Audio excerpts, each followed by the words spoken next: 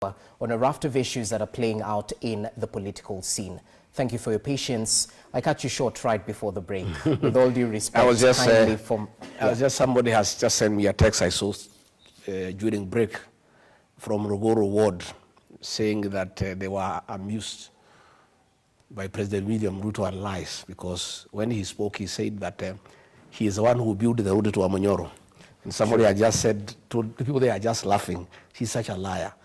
That road from a place called Marua, Gatunganga, State Lodge, Kiamariga, Karandi, Wawambui, Wamonyoro, Irori, Mukavuru, was funded by President Uhuru Kenyatta in the year 2019. I commissioned that road in the year 2020. And that road was constructed long before William Ruto was elected president. So the people of Wamonyoro and the people of Ruguru are saying he's such a great liar, and he should be doing his homework before he lies to people, because anytime they see him there, anasema ile mtu ni muongo sana. Now, I want to give you 3 things that we disagreed with William Ruto. And it's important briefly, because yes. now that he spoke the other day trying to say that he disagreed with me because I wanted 10 billion, I think it's important now that I tell the people of Kenya. I had a serious disagreement with President William Ruto about Sudan. You know we have a problem in Sudan. There's a rebel movement called RSF. And the leader of that group is called Hemeti, has been the vice president of Sudan. So in 2023, William Ruto called me to his office and told me that diplomatically, a president can only invite a president to visit him, and he has a friend who is a vice president and he cannot invite him. So he wanted me to invite him on his behalf. I recall you said this. And he had a letter. Yes. I signed that letter, and Hemeti came, and we met, we discussed about Kenya and Sudan, but that was not the purpose of the visit. I took him to the president. Later on, I realized they are doing business. After some time, it came clear to me that the international community had placed international sanctions against Hemeti because of genocide, killing women and children, displacing people, and no other crimes against humanity. So President William Ruto called me again and told me to invite Hemeti again. And I told him, Mr. President, this is a butcher of women and children. And he is using our country through your friendship to bring gold from Sudan, clean it in Nairobi, take it to the Middle East, use the funds to buy arms to go and kill people in the Sudan. I told him, Mr. President, I am a father. I am a Christian. Just the way we are killing our children here through abductions, I cannot be party to what is happening in the Sudan, and I cannot invite Hemeti here because he's coming here to clean his gold here, sell it in the Middle East, buy arms, go and kill children. I said, I will not. He said, you must. You are my deputy. This guy is my friend. We are doing biashara. Do you know by him not coming here what I'm going to lose? I said, Mr. President, I'm not going to do it. I'm not going to invite that man here. So you invite him yourself or do whatever you want. He said, wewe Rigathi umekuwa mjeuri. I am instructing you to sign a letter here to invite a vice president of a country. You say you cannot. I said, I won't. This man has international sanctions against him. This is a man who is butchered, Mr. President. I'm a Christian. Stood down. And then he told me, well, Taniona. I am tired of you. You are a very difficult character. You are the worst mistake I've made in my 35 years of politics. I regret having nominated you as my deputy. You are a very difficult character. I am president. I'm telling you to do, and you say you are blackmailing me that you are going to disown the letter. I refused. I want to say this. For the deaths occurring in the Sudan, The real commander of RSF is not Hemeti, it's William Ruto, because for a movement to succeed, it needs money. The money from gold is being cleaned through Kenya to buy arms, to go and kill women and children. And you know my next question would be to substantiate these claims. But I'm saying this guy was here, his movement was here the other day. That's in the public Listen, no, I'm asking you. This man is international sanctions against him for genocide. True. He has been given a safe haven in Nairobi. He was here forming a government in KICC. That cannot happen without William Ruto. And I want to tell the international community. But the claims of doing business. No, everybody knows that he is selling gold through Nairobi. You may pretend not to know, or I'm not pretending. Don't shoot the messenger. Everybody knows. I'm just trying to find out. Everybody claims that the president is doing business. Everybody knows that why William Ruto is having relations with Hemedi through Nairobi is for the gold business, and the gold business, the proceeds are buying arms to butcher children and women. And I want to ask the international community. I want to say I'm available to give evidence. And I want to tell the international community, it is pointless to levy sanctions against Hemeti. The person you need to levy sanctions against is William Ruto. And this thing of Sudan will be sorted out, because if there are sanctions against William Ruto, he'll stop entertaining Hemeti. Gold will stop being processed in Nairobi. There will be no money to buy arms to go and kill children and women. Number two. How is this gold being cleaned in Nairobi? Because unless you were party to it, that's what I'm trying to find out. I was deputy president. So should we treat it as allegations? I was deputy president. Okay. I know what goes on in this country. I have a lot of information. Even today, when I'm out of government, I have serious networks within this administration. There is nothing that goes on that I don't know. Okay, we'll treat it as allegations. Proceed. Again, another issue is Kosovo. Yeah? Very senior officers from the Ministry of Foreign Affairs came to see me because it had become apparent to everybody. Nobody in the cabinet can face William Ruto. I was the only person. So what was happening is that where people felt things are not going well, they would come and see me. They told me that internationally it is unwise for the Kenyan government to acknowledge or recognize Kosovo. And that will create us problems internationally. And they say, we want you to talk to the president, because none of us can talk to him because he's adamant that we need to recognize Kosovo, and it will create us international problems. And I went to see the president, and I said, Mr. President, senior officials from the Ministry of Foreign Affairs have come to see me over this matter. And he was mad. He was in a rage. He wanted to know who they are. I said, I cannot tell you because you'll fire them. But this is information. Please don't do it. It will soil our image. He said, go to hell. I am the president. I make decisions in this country. And if you don't like it, you can quit this government. And Rigathi, please, keep off foreign affairs. I say, Mr. President, these are concerns that have been raised to me. This is about our image internationally. Yeah? And I think it is only fair that you listen to me.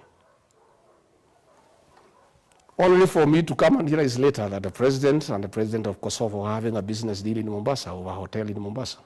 Which hotel is this? Let me give you the name. It's just it's escaping my mind. Now we're talking. Okay. It's escaping my mind, and so because of commercial interests, yeah, by the president, commercial interest by the president, as a country now, you have heard what has happened. Zambia is up in arms, yeah.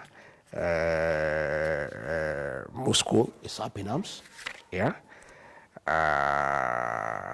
It's the Dolphin Hotel in Mombasa. The Dolphin Hotel is a joint venture between President William Ruto and the president of Kosovo. And because of the president's commercial and selfish interests, we are now in trouble with Serbia. We are in trouble with Russia. I mean, this is not right, you know. And he really hated me for raising that matter. Okay. And he was very bitter. Again, you know, he's also interfering with the DRC. And I can confirm that he is creating problems in DRC through involvement with the M23 because of his interest in gold business in the DRC. And as the chairman of the East African community, William Ruto cannot solve any problem in this region because he is an interested party because of commercial interest.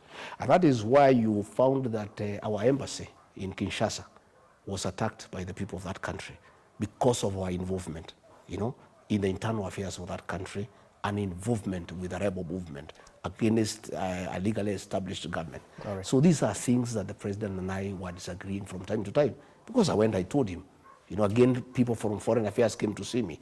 I went to see him. Again, he really told me off, you know, and told me to keep off foreign affairs and leave it to him and the Minister for Foreign Affairs. I said, Mr. President, this has to do with the stability of our region. So I want to say to us, the international community, to put an eye on this country. We are not going to have peace and security in this region unless they rein in on the impunity of William Ruto and his appetite for commercial ventures in the region. Because of his appetite for commercial ventures, he is putting the country in an embarrassing diplomatic position and is endangering peace and security within the region. And these are things I raised with the president because nobody else could face him. Musalia cannot face him. Nobody else can face him. They all tremble when they see him. Even when they know what he's doing is wrong, you know, nobody else can face him. And that is why he had to get rid of me because I was becoming an irritant. You know, every time there are issues, I raise it with him. Okay. And yeah. So you've mentioned Dolphin Hotel, and we'll definitely try and look up at the ownership of that hotel. Oh, you'll never see it. It will be hidden. There's a lawyer called Adil. He'll have fixed the proxies. You will never get to it. But I've told you, yeah, let the president tell us that the president of Kosovo is not involved in that venture. Okay, and just to clarify, the DRC embassy was attacked due to the president's statement when he said he had called Macron the president from France. The real thing is his involvement. The real thing is his involvement in matters DRC and his dalliance with the M23. Where's the evidence? At the end of the day, I'm a journalist, so I'll have to try and you need to dig a little bit further. I've given you the angle. You need to do a bit more investigative journalism, and you'll come and tell me what I'm telling you is the truth. Okay, so in retrospect, because you seem to corroborate with what the former CS Justin Muturi said in an interview last week Friday, if I'm not wrong, where he said the president is irredeemably corrupt and is unfit to lead this nation. So from where you see it, how much has Kenya lost due to these dealings by the head of state? Well, Kenya has lost 38 billion shillings to Italians on Arol, Kimorel, and Itare Dam. President William Ruto says Muturi is incompetent. That is a lie. Muturi was a very competent attorney general. He's a patriot. He's a hero to this country. President William Ruto had serious problems with Justin Muturi because he would never agree to give a nod to corrupt deals. Justin Muturi was ordered by President William Ruto to sanitize Arol and Kimorel, and he refused. And the president said the case between us and the Italians, we had a very weak case. And he told the president, no, we have a very strong case because these people never delivered anything, but they were paid 38 billion shillings. So we have a strong case. He said, no. The criminal charges against those people were withdrawn by Nurdin Haji as DPP. And the president picked a team without Muturi to go to Italy, headed by his private lawyer Adil as chairman, Nurdin Haji and Kennedy Ogeto to go and sanitize Arol and Kimorel. And that happened. And Muturi was not involved, and the president was very bitter with Muturi. In fact, I heard him saying Muturi is incompetent. One day, I heard something. We were in a place called Kimeumana on the 7th of August 2024. That is just after he had removed him as AG and appointed him as Minister for Public Service. So I heard him telling the Muslims that he had a very incompetent AG. You know, he has double speak. This is what he told the people of Kimeumana. William Ruto says different things depending on whom he is talking to. When he wanted to please the Muslims, of their issues, he says Muturi is incompetent. But when he was in Embu in Kanyuambora, to please the people of Embu, he says something different. He says, asanteni sana watu wa Kanyuambora kwa kunipatia huyu Justin Muturi. Amenisukumia sana mambo ya sheria. Sasa nimempatia kazi ya kunisimamia wafanyikazi wote nchini Kenya. He was saying how competent he is. One day, President called me and he was in a rage. Actually abusive. Wewe Rigathi, huyu mjinga mbele huyu naitwa Justin Muturi ni mjinga sana. Can you look for him? Umwambie I am his appointing authority, mimi ndio rais. I've called him, I've given him instructions to sign some documents, and he's saying he cannot sign. You tell him, kama utamuongelesha Kiembu, umuongelesha Kiembu kama ndio atasikia, ya kwamba if he does not execute those documents, I want his letter of resignation akifika Nairobi. This is while he was AG. Yeah. I said, Mr. President, calm down. What is the problem? He said, hiyo mtu ni mjinga, mlevi, very incompetent fellow. Hii mtu uliletea, ulitoa hii mtu wapi? He was very quarrelsome. He was almost abusing me. So I said, okay, Mr. President, let me talk to him. I called Justin Muturi, and the number was roaming. Yeah, AG, hey, where are you? He said, no, I'm in Dubai on transit. I'm coming from somewhere. I'm on the way back to Nairobi. I said, the president has called me and he's very bitter that you are disobeying him and there are things he has asked you to do and you are not doing. Why are you disobeying the president, Mr. AG? He says, no, president has asked me to sign them documents in the lobby of an international airport. Documents I have not seen, documents I have not verified, documents I have not authenticated. I mean, DP, how do I sign things I don't know? And it's about $1 billion US, and these are things that I don't know. And these people, DP, I'm very unhappy. They called staff from my office. President is telling me, your people have worked on it, just sign. And nobody told me that they have called people from my office.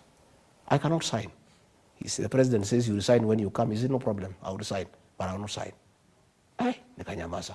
So nikaenda kutafuta president baadaye. Nikamwongelesha polepole nini, huyu Muturi amesema ya bana hiyo mtu ni mjinga. That man, where did we get this man from? He's a very difficult character and he is really, sabotaging my programs. Hii ni maneno mimi nimepanga ya climate change, and now he is frustrating, I said okay, I left. So later on, after 3 weeks, Muturi came and to see me. He said, mutu ya nyumbani, hii kazi imekuwa ngumu. The thing the president was asking me to sign is a fraud. It's $1 billion US that is being brought to the country without going through the National Treasury, which is contrary to the PMF Act. This money is supposed to go to the Ministry of Environment without going through the National Treasury. I have done due diligence. The owners of that farm have criminal cases against them. And there are people who are involved in money laundering. And from my investigation, this is money laundering. I'm not going to do it. So I told the president what he has said. And he was very bitter. And you know what has happened? Since Justin Muturi refused that thing, the talk of climate change, for the last 1 year, you have not heard the president talk about climate change. That 1 year, 2023, he was talking about nothing else but climate change. It was a scheme for money laundering. We were talking about planting 15 billion trees. That deal for $1 billion US was supposedly to plant 3 billion trees. These 15 billion trees was a fraud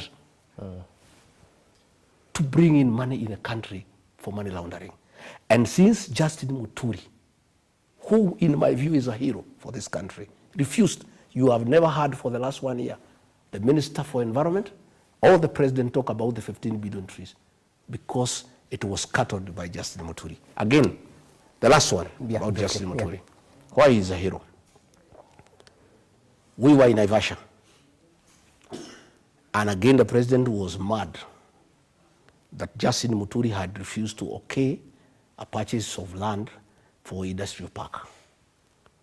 And the president, we slept in Naivasha, we were in a retreat. He called me to his suite, and he said, I want you to talk to this tribesman of yours. Na hii watu yako Rigiji wananisumbua kwa hii serikali. Hii watu ya mlima wananisumbua. Martha Koome ananisumbua, huyu Muturi ananisumbua, wewe saa ingine unaleta kichwa ngumu, niko na shida na nyinyi. Wewe ongea na Muturi, we want to buy 11,000 acres, tujenge industrial park, tufungue Naivasha. Can you talk to him? I said, yeah, well, I look for Muturi. He said, no. I have told the president that it is illegal to get money from SFT. SFT is a settlement fund trust. That is money meant to settle the landless. He said it is not legally possible to use money for settling the landless people to buy land for industrial use. Yes. Again, he told me this land has not been procured competitively. I mean, how do you procure land for 8 billion shillings without any tender, without any due process? So you're single source. How do I, as AG, do that? He said, I can't do it. Okay. Again, when we were in Kakamega for a cabinet meeting, he was again mad with the AG because the then CS Health reported Muturi to the president that he has refused to sign a cabinet memo for the 4 health bills. And the health bill, and I again talked to Muturi. He said those bills did not originate from my office. As the Attorney General, all government bills must originate from my chambers, from the State Law Office. These bills were done in State House. I have no input. How do I append my signature to something I have not originated? So the fight between William Ruto and Justin Muturi is one, he refused to okay corruption. He refused to own bills that he has not originated, and he refused to be twisted by the president to allow money laundering in the country. And to me, again, the president is calling him incompetent, the way he called me incompetent, the way he called Uhuru Kenyatta incompetent. Anybody who doesn't agree to what he is saying is incompetent. The same with the Mithika Linturi. And I had a fight with the president, myself, because President William Ruto was Minister for Agriculture during the Kibaki time. During Uhuru 1, that is the first 2-3 years, 2013 to 2016, Felix Kosgei, the head of public service, was the Minister for Agriculture. So when Mithika Linturi was appointed Minister of Agriculture, the president and Felix Kosgei were running the ministry. Mithika Linturi was just a flower girl in the ministry. And I can tell you, they wanted to fix him about fertilizer. All fertilizer is procured at State House. Yeah? The president determines to buy from who, at how much. It is the president who does that with Felix Kosgei. So when they were trying to fix Linturi, when they brought bad fertilizer, and I'll give you evidence, the one that you want, because I think this is important.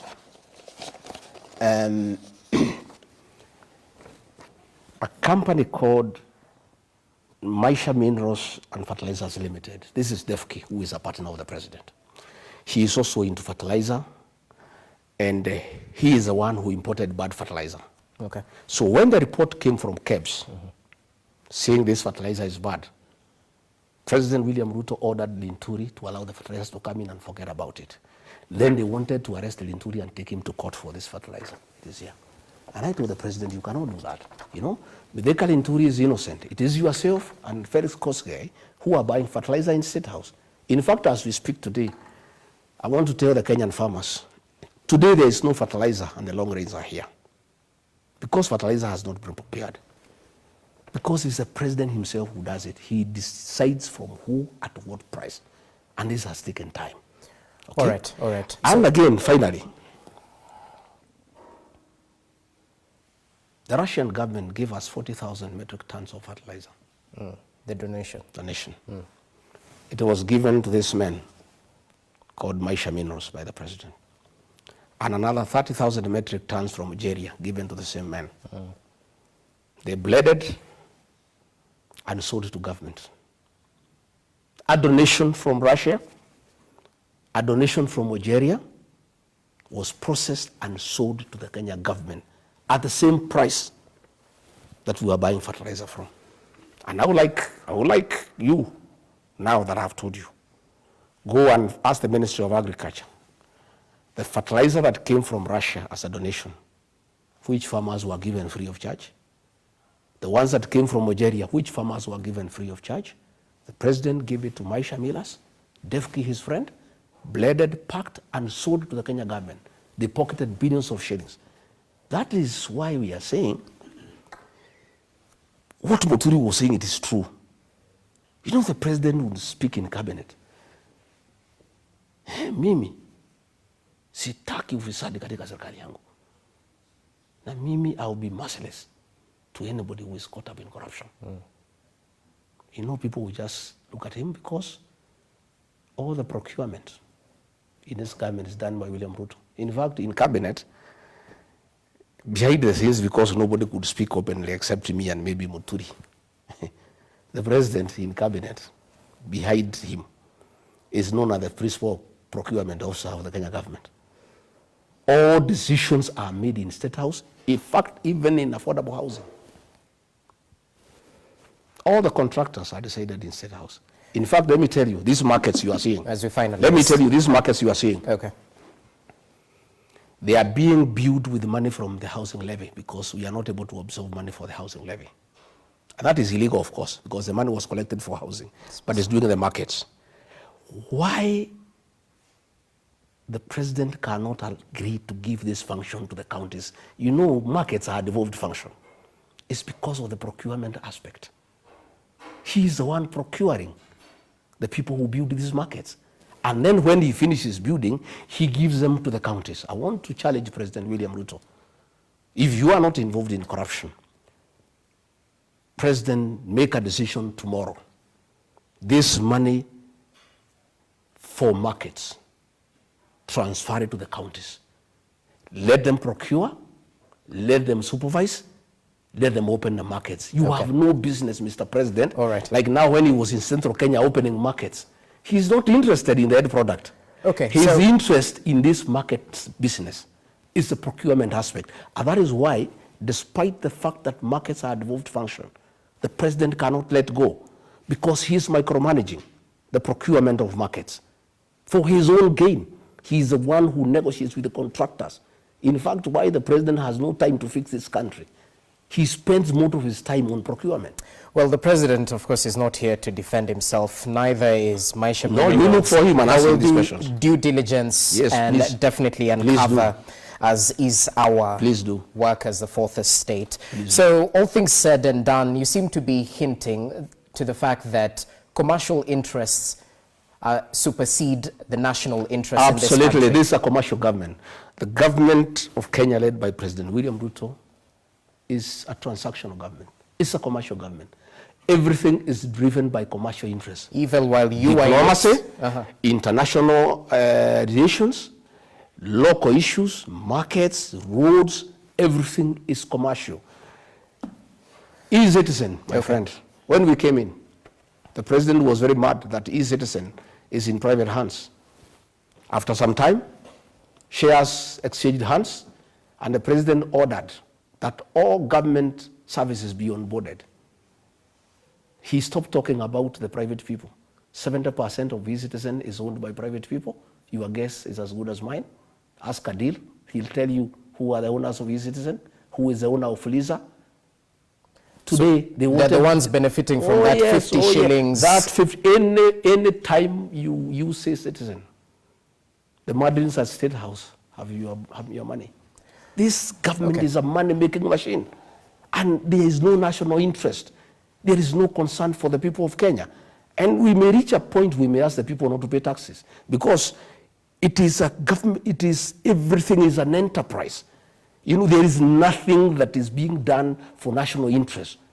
And everything starts and stops with William Ruto. So we haven't been able to canvass one issue, and that's to reflect on the president's 5-day campaign-styled development tour. I hope that passes with you. Because at the end of the day, there was so much tension before his visit. There was speculation that perhaps the ground might be hostile. But we saw the crowds in their numbers welcoming the president. Some leaders were jeered and booed, but that notwithstanding, critics argue that you might be losing your grip on the Mount Kenya region, that perhaps the decamping of the Maragua Member of Parliament, Mary Wamaua, is a writing on the wall of things to come. How would you respond to those? Well, to start with, yes, the president was welcome in the mountain, and we asked the people to let him come and talk to them. I heard him saying he has a 20-year history with the people of the mountain. If that is true, he has not understood the people who are his friends for 20 years. If he had taken time to understand these people of the mountain, he would know that they hate betrayal, they hate deception, they hate lies, they hate being misused. And probably he had genuine friends, they would also tell him, when those things occur, there's no remedy. But the people of the mountain are very intelligent people. Okay. And they don't fight, they don't shout, they don't throw stones. They are just nice guys. And we agreed that we have a political problem with the president, but we also are very practical to acknowledge that he is president until 2027, God willing. And we must relate with him one way or another. And in our own way, because we know how to converse. We don't do it in public meetings. We are very silent. There was an agreement and understanding among the mountain people that our relationship with the president going forward is commercial and transactional. And the people of the mountain are business people. We said if anybody has some money to bring to us, we take it, because even when you own a shop, you don't have to like your customer. What is important is if he has money to pay you. So we ask our people, come out and welcome the president. You saw the number of buses, the mobilization, the borders, 3,000 each, the dancing women, 2,000 each. Allow me there was too much money. Because there are claims of mobilizing financially. The president's men yesterday disregarded these claims. No, that is okay. But you saw the clips. You saw people being coached what to say. You saw money changing hands. I didn't see. That's what I'm asking. Might you have the evidence? I'll give you the clips. You have seen people saying we were promised 2,000, we were given 1,000. But we are saying it doesn't matter. The president is happy. He got good photographs. He got good options. And that is fine. He's welcome again in August. And if possible, let him come in December. We need him because we need money for Christmas. He's most welcome. The people of the mountain have made some serious decisions. Those decisions cannot be changed by anybody. They cannot be changed by anything. And we are not fighting. I am not fighting with the president for the control of the mountain. I heard he said he's the king of the mountain. Let him be the king of the mountain. And if he's the king of the mountain, he did not go around. He should have just used his chopper, go to the Lenana Peak and pronounce himself as king. If he wants to be the king of the mountain, let him proceed. About, I don't know, MP decamping from where? The people of the mountain don't follow leaders. It is the leaders who listen to the people and where they want to go and align. That is what I do myself all the time. So she listened to the people and decided to become. I'm saying, if that is what the people told her, that's what I'm saying. Okay. If that is what the people told her, it is fine. But what I know is that the people of the mountain are not led. They tell the leaders where to go. So if the president believes he has the ground in the Mount Kenya, he's the president. If he believes he's the kingpin of the mountain, so be it, as we are not bothered. All we know is that we have agreed on how to go politically. The people of the mountain have told me that we made a mistake to go to an election without our own political party. They have said that will never happen again.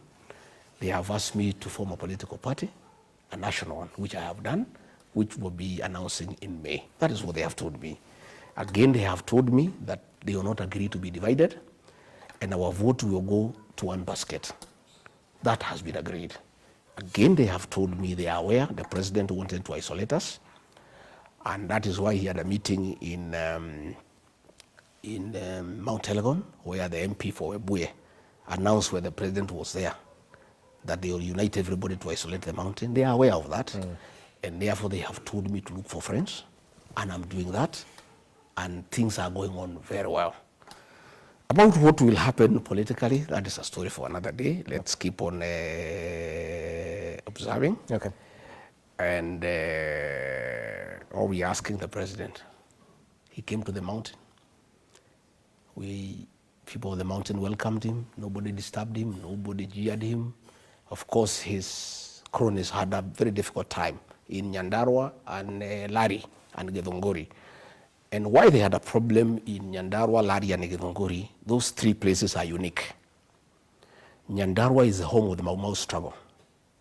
Lari is where we had the Lari massacre. Githunguri is where the independent church started. That's where this struggle for independence started. The people of the mountain had a big problem with the traitors and collaborators than the white colonialists. Because the collaborators and the traitors made them suffer a lot. The people of Nyandarua and Lari and Githunguri cannot stand traitors.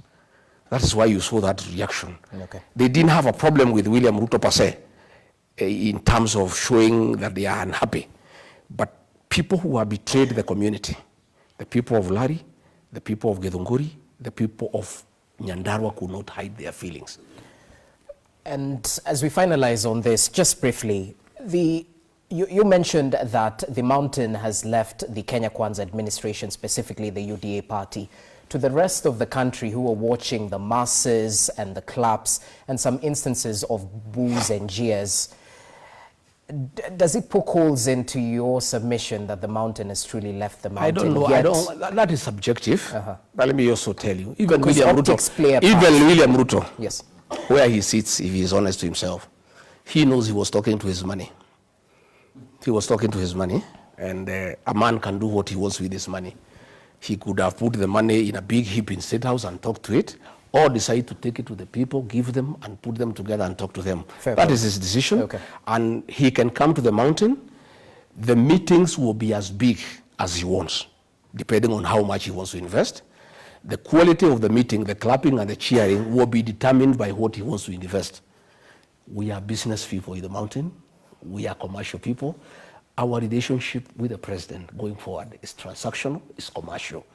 And it is him to determine that relationship for now. How does he want to relate with the people of the mountain? There is only one thing that is not transactional in the mountain, the vote.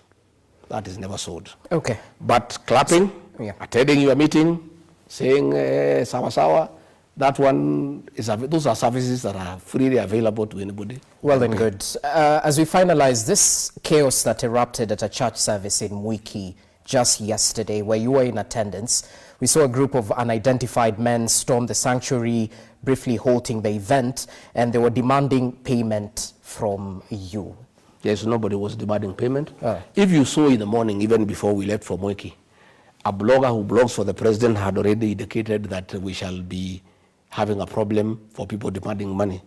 Okay, he had already said in the morning, and it is there. We'll show it to you. Even before we went, okay. He said that we are going to Mwiki, and people will come to demand there for their money. So the people who arranged the goons, the governor of Nairobi, they gave them a narrative to say that they're asking for money. I got this information the night before. I have people right inside government, in police, DCI, National Intelligence Service. And that's okay, but at the end of the day, we're looking for proof. I am just saying, when I got that information, I've heard DCI saying that the police were not aware we were going. In the morning, I put a message to the DIG, because he's the one who told police not to attend. And I put the message at 8 o'clock, it is here. So he cannot say they were not aware because I told him. And I told him exactly who has arranged this violence. And I told him what his role is in the matter. And it is not the first time goons are being organized against me. If it was the first time, they organized goons in Limuru. Today I've heard this, I say they are investigating. Limuru, it happened in November. Nobody has ever been arrested, despite the fact that the people are known and they were there in pictures. They attacked me in Shamata in December. An inspector of police who threw tear gas at me He has never even been transferred. Yeah? In Nyeri, during the ACK, goons that are known were there. So what is happening is that the president has been cheated by his cronies here in the mountain. That the mountain can come back if you get rid of Rigathi Gachagua. He is the one who is inciting them. And if Rigathi is not allowed to move around to incite the people against you, you can recover the mountain. So let's do everything possible to make sure he doesn't go anywhere. For his information today, I want to tell President William Ruto, I don't need to have to go anywhere for me to talk to the people of the mountain. The people of the mountain have a way of communicating without going to a public rally. And decisions are made and agreed on, and that is what is happening. When you decided you are coming to the mountain, we communicated people to come out in thousands and pick your money, and that is what happened. I have a way of talking to the mountain people without going there. Probably he can lock me out of the rest of the country because I don't know how to communicate to those people. But for the mountain, it's an exercise in futility. Okay. And I said, when I was told, the people who told me were advising me not to go. They told me the gangs there will kill you. I said I will not cancel. If they kill me inside the church because I'm a member of PCA, I'll be a martyr. And I'll go straight to heaven if I'm killed in church. And I said I cannot run away. I'm not a coward. I'm a son of the Mau Mau. And when they came, I want to thank the Christians. The men did what we do in our community. They rise to defend the women and the children.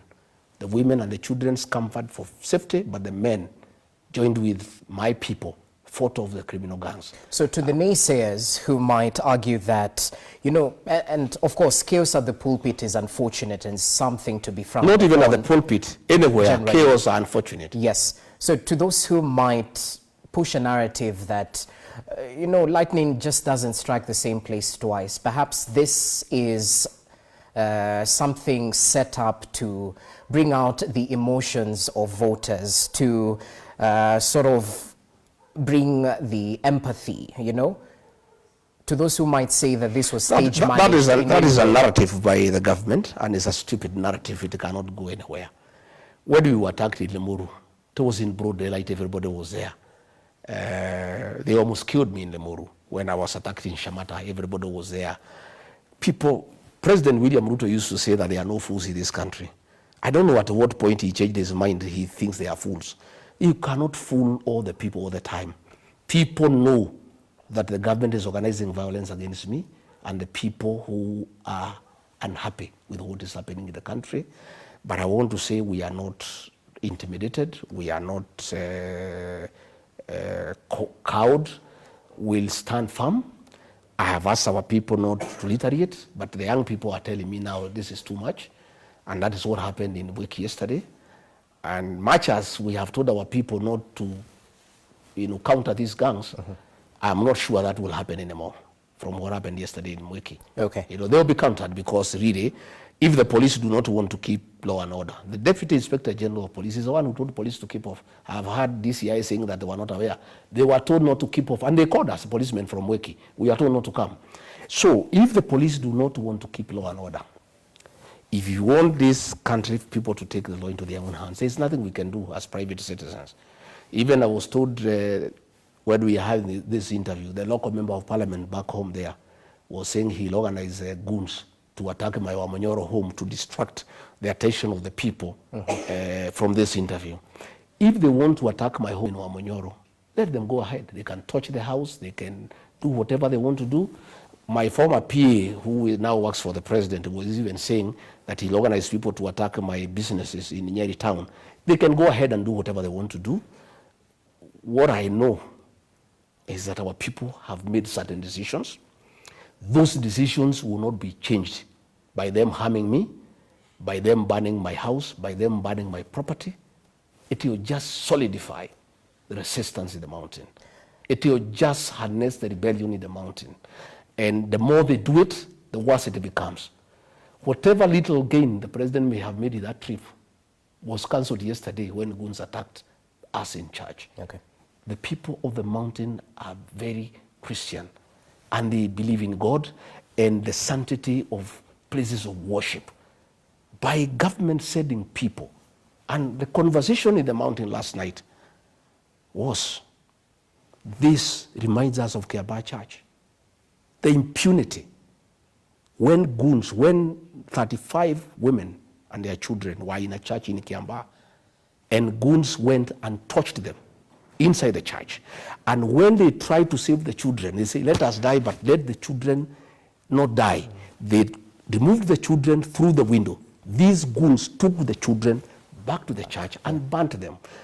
What happened yesterday, the message it has sent to the mountain, is that the same people who had the impunity to burn Kiambaa Church and people inside are back, and we are noting, we are observing. And it has brought a lot of emotions. These are wounds that people wanted to be healed and forgotten.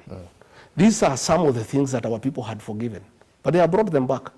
The minute you said goons inside a church to kill Rigathi Gachagua and to kill Christians, you automatically bring the memories of Kiambaa Church and what these people did to our community in Kiambaa. Okay. Yes. Well, we'll definitely try and reach out to the Madeira Member of Parliament, Wamombi, to get his side of the story, because you've made allegations touching on him. But briefly, your analysis of the relationship between the church and the state as we finish off on this matter, because you were part of the Kenya Kwanza administration that used the church to rise to presidency.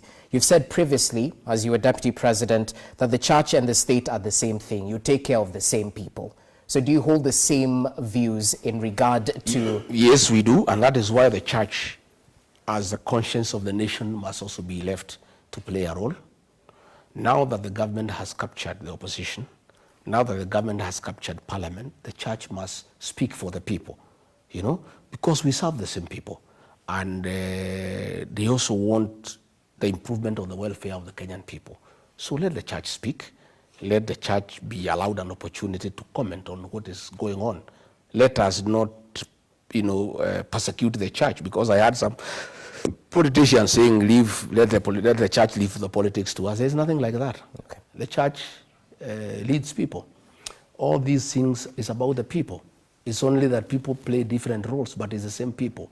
The welfare of the Kenyan people is important to everybody, from the state to the church.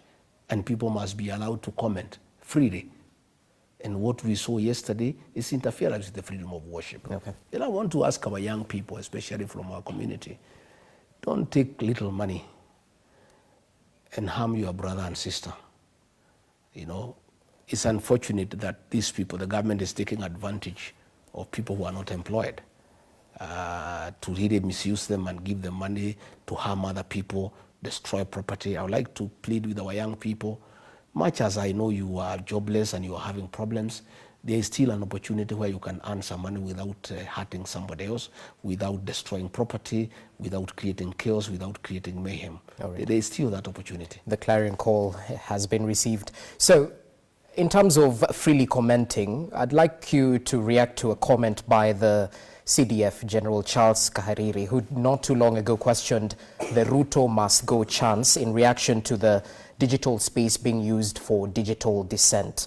Not too long ago, equally, we saw the Inspector General of Police during a political gathering. He spoke briefly away from politics, but his presence spoke a lot. He mentioned that he was there for security, to plan the security ahead of the president's visit in the region.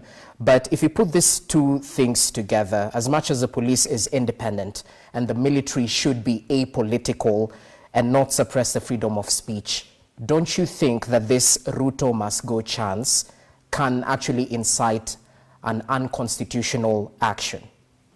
I don't think so. Ruto must go is a clarion call for preparing people for the general election.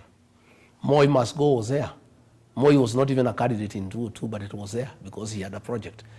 That did not lead to any unconstitutional change of government. I think people are just gearing towards the election, and our constitution guarantees the freedom of expression, freedom of speech. If you feel dissatisfied with the performance of William Ruto and you say he must go, you have committed no crime. You will be able also to express yourself on the ballot. What the CDF said is very unfortunate. You know, the military is most trusted institution in this country, and our military is very professional and is respected. That is why you find we have been called to oversee peace missions by the UN by the AU across the world for years, you know, because our military has been very, very professional. That's why you find even when the military came to the streets during the Gen Z were marching with the soldiers because they have confidence in them. I don't want to advise General Kahariri, but I having worked with the President William Ruto, I want to tell him to be very careful. I saw the way IG Japheth Kome was set up by President William Ruto during the Gen Z protest. He set him up, go and say this, go and say that, go and say this. And then when there was too much pressure, he called him in my presence and asked him to resign. Probably the general has been told, go and say this so that there is public backlash, and probably prepare a way for his exit. I am not sure, but let him be careful because I know President William Ruto. IG Kanja spoke in Kikuyu in Nyeri asking people whether they are happy that the president has come. He has no business as IG to go and market the president in Nyeri or elsewhere. That is not his work. And even if he was here to keep security, that also begs a question. How insecure was the president that he needed the IG himself to be in charge of his security detail? It has never happened. I see the regional commanders take charge of the president when he is in a region, together with the presidential escort commander. I've never seen an IG take over, the security of the president, unless you tell me that the president was having a serious challenge in Nyeri. What I know is that Douglas Kaja was tricked by Mr. Yesa to come on top of the vehicle and speak so that they can set him up for public backlash, so that if they want to exit him, they have somewhere to start. That's the way they did to Japheth Kome. I want to ask IG Kaja, I want to ask General Kahariri, be careful. The president has been a purge of people from our region. Probably you are being set up, and you be careful. Be very measured in what you say. Remain very professional. Please don't allow the president, don't give him an opportunity to find a reason to exit the two of you, because I know him and I know what he's up to. I have seen the way he's going. The other day, he removed our 5 chairmen, Dede Nyoro, Wanjiko Mohea, James Gakuya, everybody. He removed John Metho, he removed Nyoto, he removed Murango, he removed Karungo Thangwa, and replaced them with people from Western, people from Nyanza, people from Coast. The president, since he removed me, has just been removing everybody. And one of the things we used to disagree with him, I will never allow him to remove our people. And since now there is nobody to defend, because his assistant has confirmed publicly that he has confirmed publicly. So he cannot fight for the mountain people. The president will do whatever he wants. So General Kahariri, IG Kaja, please be careful. Don't set yourself up for slaughter, because I can see when I look at the public outrage, probably the president has just tricked you to make some funny comments so that he sets you up for slaughter. Just the way he had told me to talk about the shareholding, he set me up and then used the whole thing to exit me. So he told you to talk about it? He is the one who had told me, wewe hii maneno ya watu wetu wale walitupigia kura, wewe pigia debe, wewe pigia hao debe. Then he used the same thing to set me up. So I think General Kahariri, Kanja, I think the president is setting them up. Let them be careful. Okay. I'd like to pick a few questions from our viewers as we conclude our conversation right here. One of them being that, and I think they're reflecting from what one of the president's men said yesterday, because he was asking, how can you lead a country yet your statements are divisive? One of our viewers is asking that he's heard so much about the mountain and not about Kenya in general. So they seem to be putting you in that tag of a regional kingpin, yet you're playing in the national politics space. Let me tell you. William Ruto is a master of false narratives. He created a narrative against Uhuru Kenyatta that he's a drunkard. He created a narrative against Raila Odinga that he's a witch doctor. He is creating a narrative against Rigathi Gachagua that he's a tribalist. When I fought for Gen Zs, they were not from the Mount Kenya. When I went to northeastern Kenya to give food during El Nino, those people were not from Mount Kenya. I speak for the Kenyan people. But I also come from somewhere. And there are some people who expect me to stand up for them. And again, my brother, when these people go to meetings, they say that they'll gang up and isolate the people of Mount Kenya. What do they expect me to do? They expect me just to keep quiet and let them isolate Mount Kenya? When the president is purging the people from the community, they expect me just to keep quiet and let him purge the people from the community so that I'm seen to be national? I am a nationalist. When I talk about the payslip holders, when I say the president has raided the payslip and a new administration that I'll be part of will restore the dignity of the payslip, is that about Mount Kenya? When I say Kenyans are being overtaxed, is that about Mount Kenya? You know, this brand of trying to brand me as a tribalist is William Ruto. You saw him trying with the Ed and Duale, trying to create a wedge between me and the Somali community. Simply because I said, Nuruddin Haji is not doing his job properly. They try to create a narrative that I have something against the Somali. Let me tell you, the Somali community and our people are one. We are business people. If you go from Thika here, Sagana, Karatina, Narumoro, Nyanyuki, Meru, the Somalis are everywhere. If you go to Isili here, the Kikuyu community and the Somali community are one. And we work together. And myself, I do business with the Somali community, you know. And there is no way the people of Mount Kenya can survive business-wise without the Somali community. But simply because I talked about one individual, they try to say that I have something against the Somali community. I'd like to assure the people of the Somali community, yourselves and the people of the mountain are one. We are business people. And by the way, the Somali community are good people. You know, they are trusted. You don't even have to write anything. These things I had agreed with William Ruto. If I had agreed with the Somali, I would not be here in this position today. They would keep their word.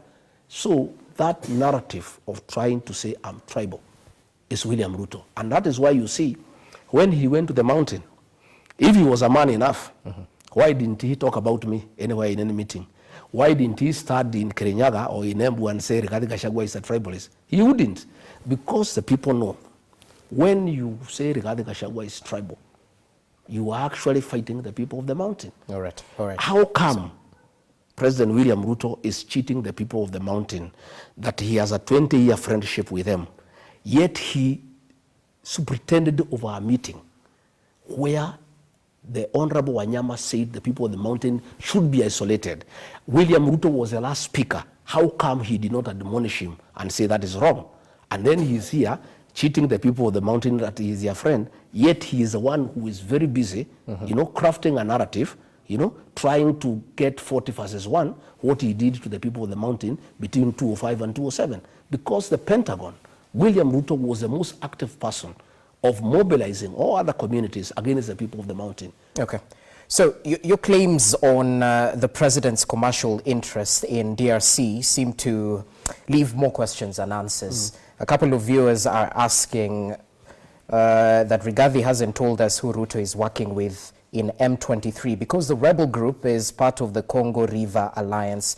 Is there any other president in the region that is working with Ruto to extract gold from? I'll not talk about presidents of other federal countries because it's not right for me to do so. I'll talk about my president whom I elected and whom I have a right to criticize and to tell the people of Kenya who he is.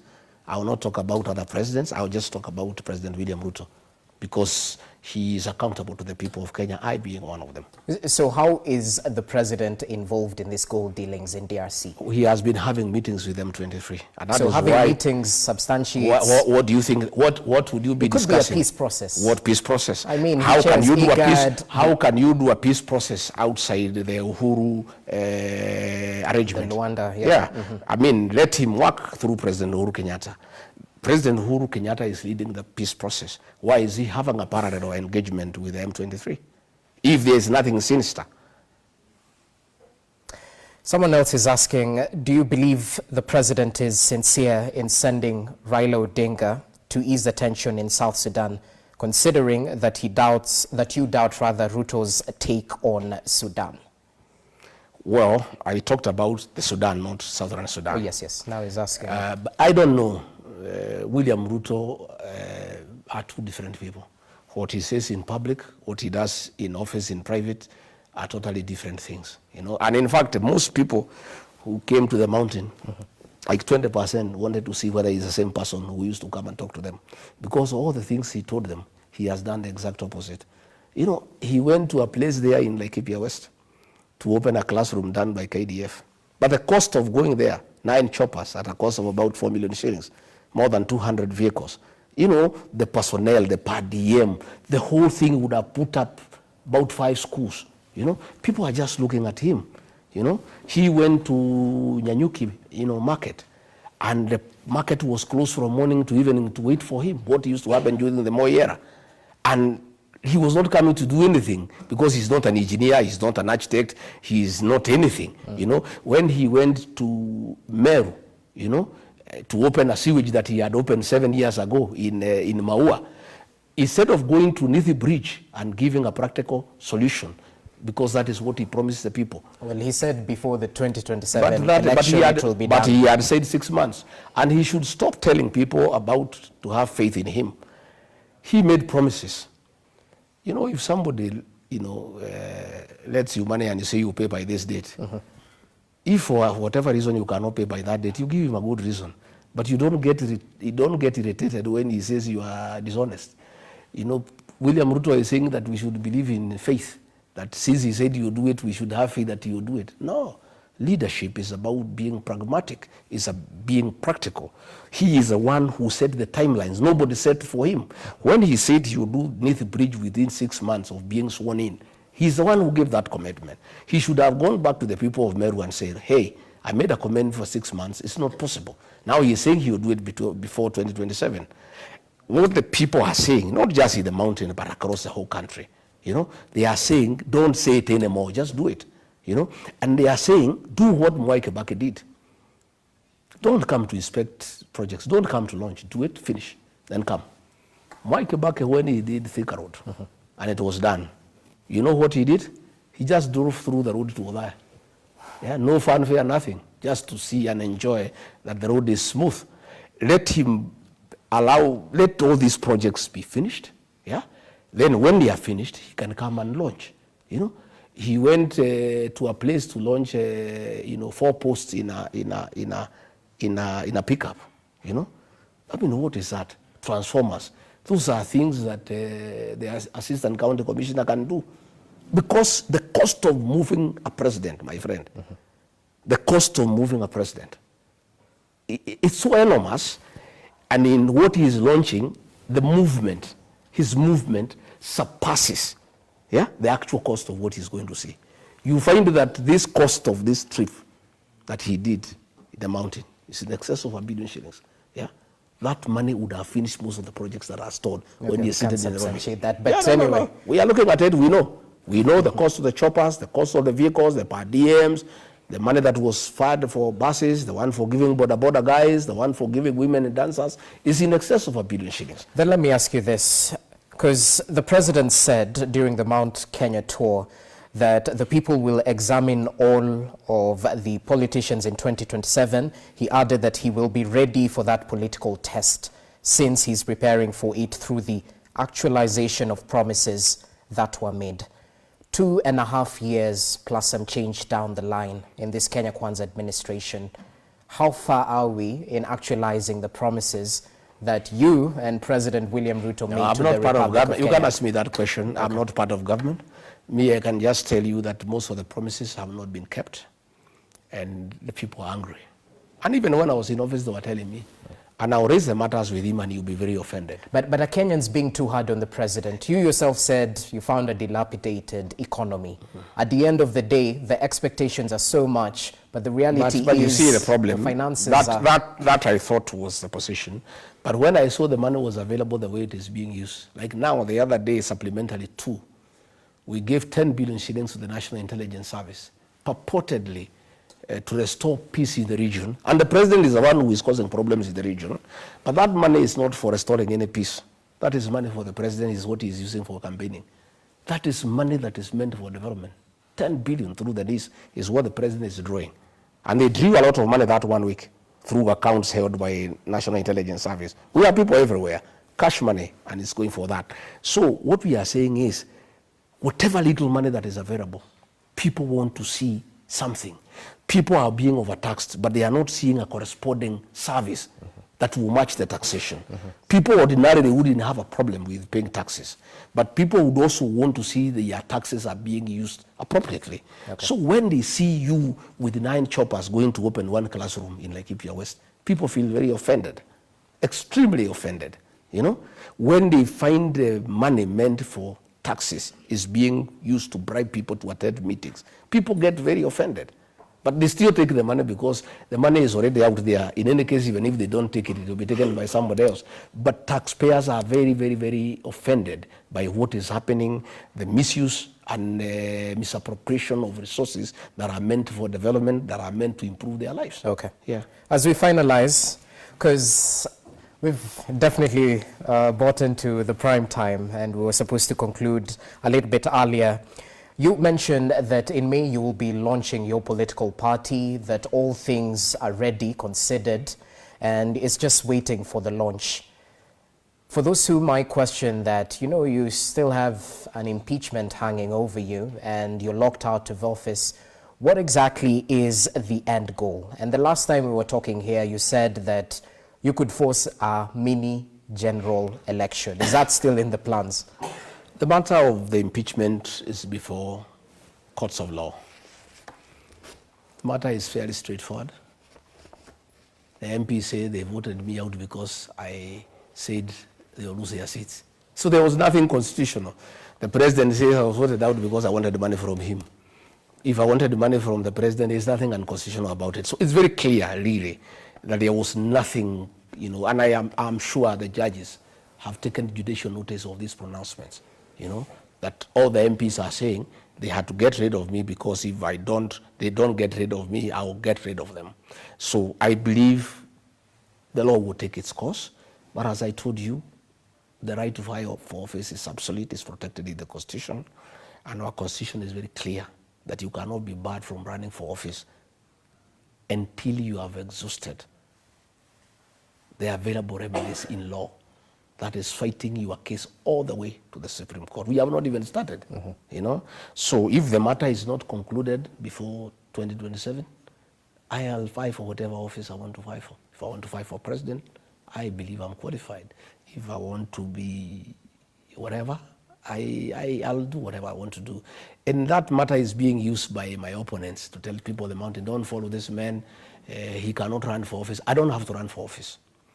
I have a responsibility to unite my people, to make them relevant in the national political discourse. I have a responsibility to craft a political party, a political vehicle for the region so that they can participate in a meaningful manner in a general election. I have a responsibility to mentor young people, which I'm doing. I don't have to be in office. You know, my friend, you know, many people think about positional leadership. You know, leadership is defined in many aspects. You have positional leadership, you have charismatic leadership, you have traditional leadership, you have effective leadership. I am in effective leadership. Today, how do you explain I'm not the deputy president? I hold no office in this country. Every talk, in every meeting, the whole country is about Rigathi. You cannot talk a man, everybody is talking about a man who is nothing, who has no influence, who is not a leader. How come? The president himself called a press conference to discuss me.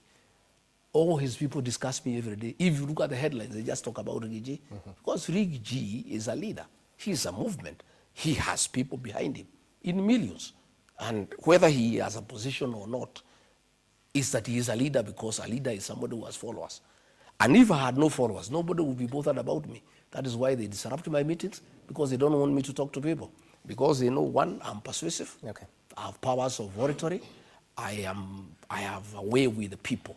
I have the language with the people. I am convincing. And I have effective leadership. And I carry people along with me. And I've just said to you what William Ruto talked about me. What he said then, that is the true Rigathi Gachagua. What he is saying today, and something I was saying, he said, and he said, that's why you see William Ruto is a pathological liar. He said, I will not allow my deputy to be disrespected, particularly by junior staff. Disrespected or humiliated, and I've committed myself in writing. That is what exactly he did. These people he's saying I was fighting, he's the one who was sending them to disrespect me. And you know, they would come from his chopper, they abuse me. They are standing on top of his vehicle, they abuse me. You know? Even I was looking today at the issue of Moses Kuria.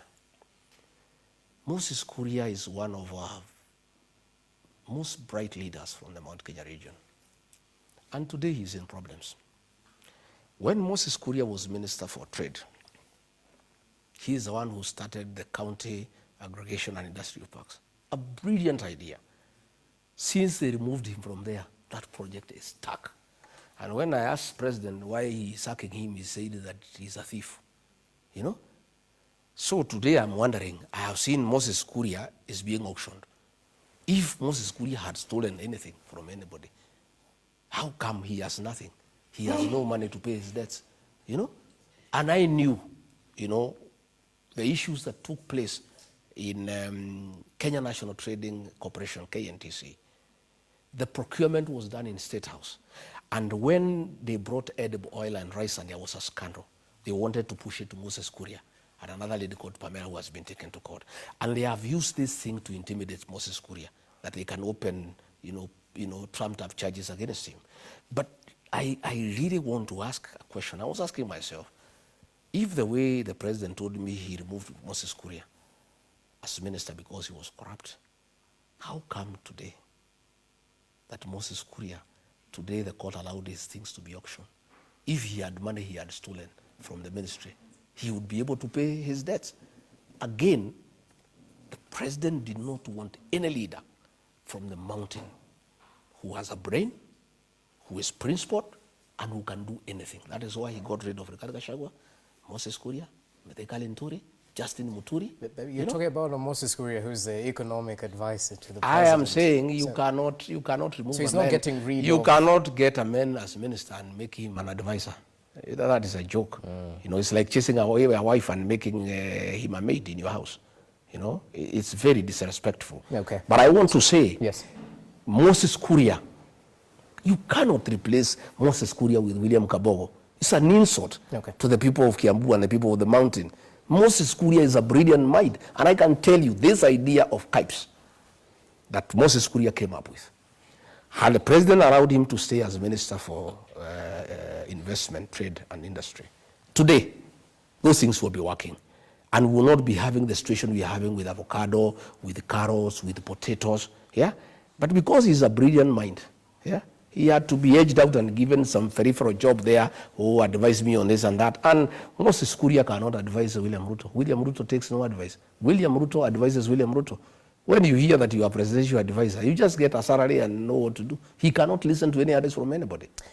Tell me this, are there any commercial interests in Haiti deployment? Because we've definitely seen a couple of casualties and there was some progress at the initial phase, but it seems the gang-related violence might be surging in Haiti. I sat with the president when he made a decision to take our policemen to Haiti. And as a former security officer in government, I did persuade my boss that I found it inappropriate and unnecessary. And Donald Trump has taught us a big lesson, that America first.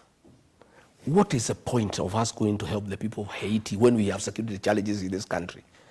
We have problems in the North Rift. We have problems in Wajir. We have problems in Mandera.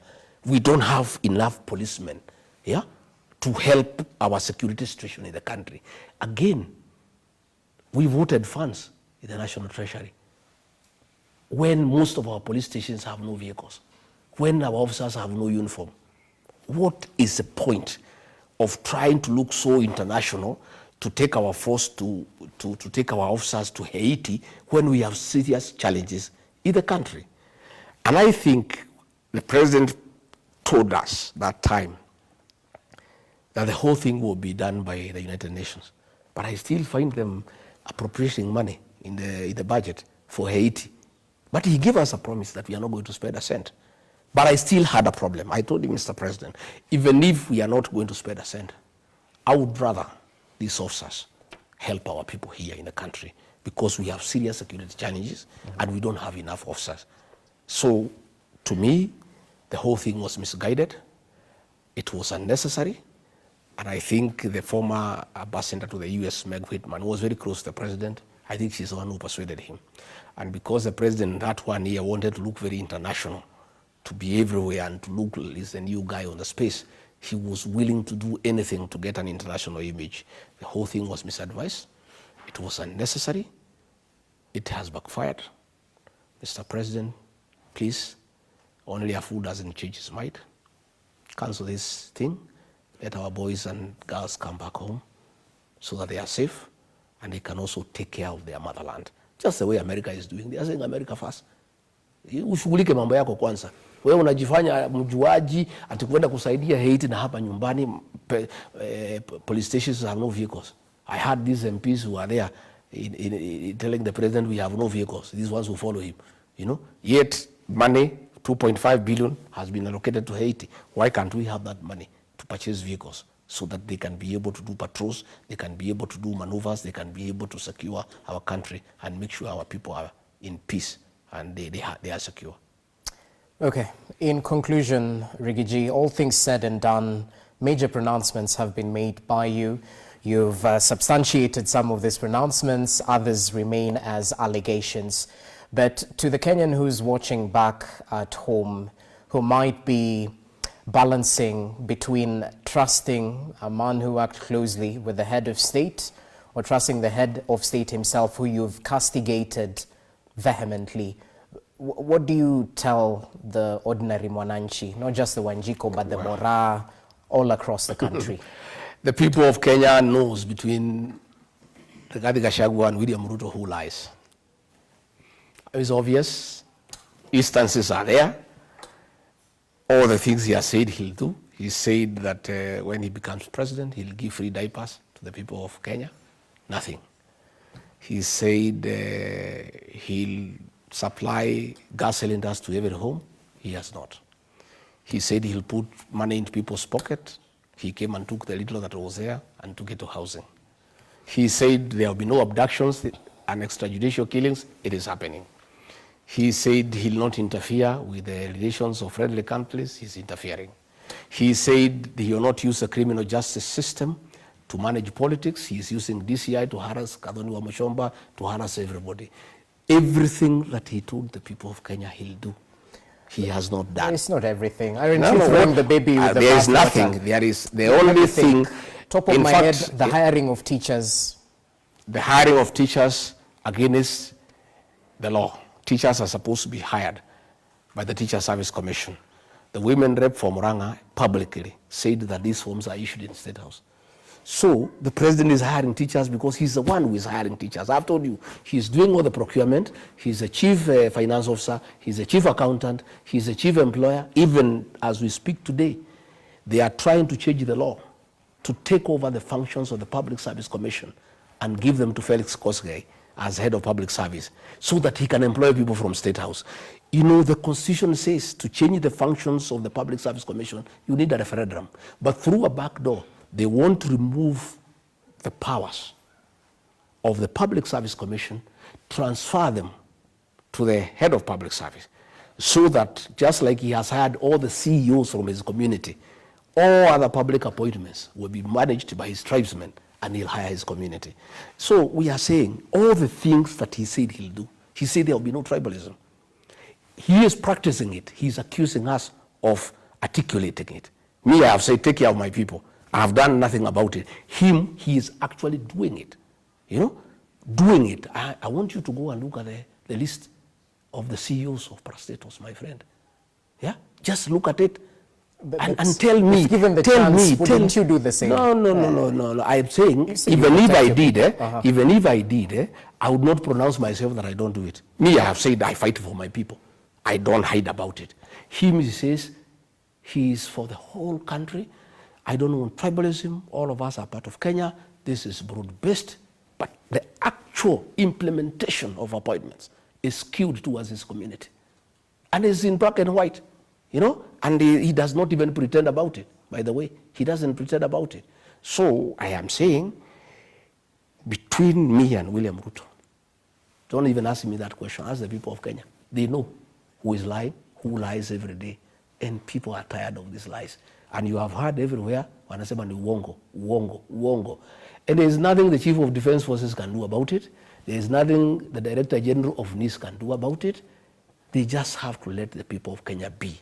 All right. Kenya is a democratic country. There is freedom of expression. If people say Ruto must go, General, there is nothing you can do about it.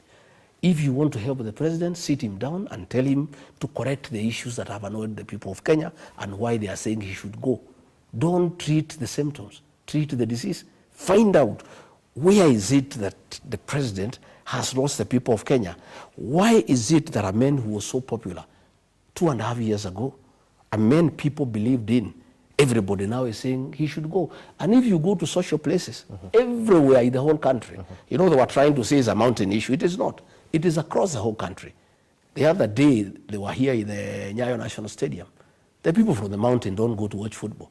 It's the people of Western, the people of Nyanza. The whole stadium was just saying Ruto must go. You saw the other day in Kisii, when Shabana meeting.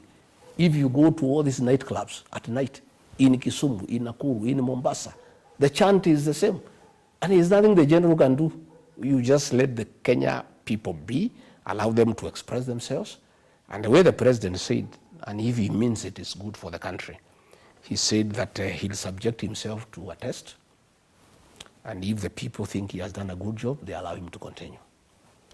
If they think he hasn't done a good job, he'll go back and do farming. Mr. President, that is the spirit. So don't abduct young people when they say you should go. Leave them alone. Because you have said yourself that you are willing to go home if you don't perform well. So these people who are criticizing you, let them be. If it's Rigathi Gachagua, he is doing his politics, stop sending goons to harass him. You know, don't disrupt his meetings. Just be true to what you said, that you are willing to subject yourself to a test by the people of Kenya, and you'll accept the results. But don't harass people who are of the opinion that you have not done a good job and you should go home. All right, just leave them alone. Okay, well noted. That's a parting shot. A good place to end this particular conversation. Thank you so much, Rigathi Gachagua, for your time, for your input in this deliberation we had right here. And we'll definitely look upon you to substantiate some of those allegations that you've made in the full of time. Asante sana. Asante. That's how we wrap up this conversation. Thank you so much.